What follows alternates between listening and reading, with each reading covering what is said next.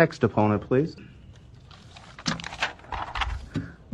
My name is Dr. Tapper, 16909 Burke Street, Omaha, Nebraska. Again, my name is Dr. Tapper, and I am no stranger to you as this is my third time here addressing the regulations and mask mandates. Imagine a virus so deadly and severe that you have to have a test done to find out whether or not you've had it. You guys are basing these numbers on positive cases and not hospitalizations or deaths.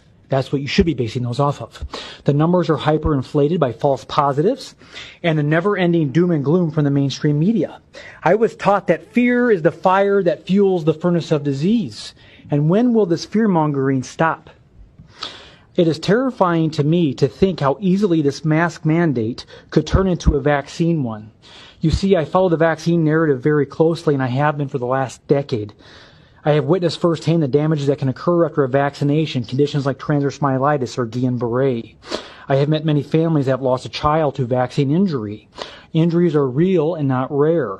The companies that lie and gaslight these poor families are the same companies and organizations that feed you and the public this corona propaganda. Last year, the World Health Organization stated that the greatest threat to our health is people who refuse vaccinations.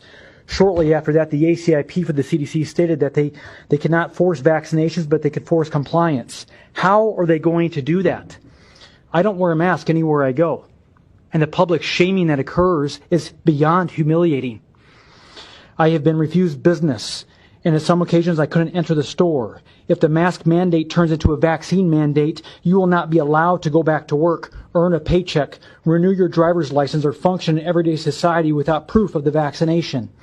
We had draconian bills sweeping the nation last year coming after our medical freedoms. And then the coronavirus came. The Trojan horse to implement this tyrannical agenda. I believe this to be spiritual and psychological warfare in the people. The rate of suicide is the highest it ever has been in human history. More people have died this year of suicide than from corona.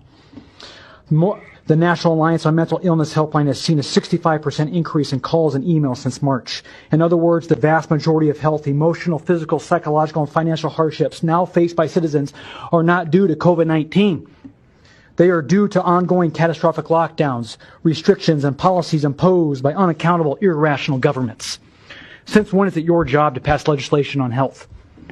History teaches us that when the government takes away a certain freedom or liberty, they do not freely give it back. Martin Luther King Jr. once stated that oppressed people cannot remain oppressed forever. The yearning for freedom eventually manifests itself.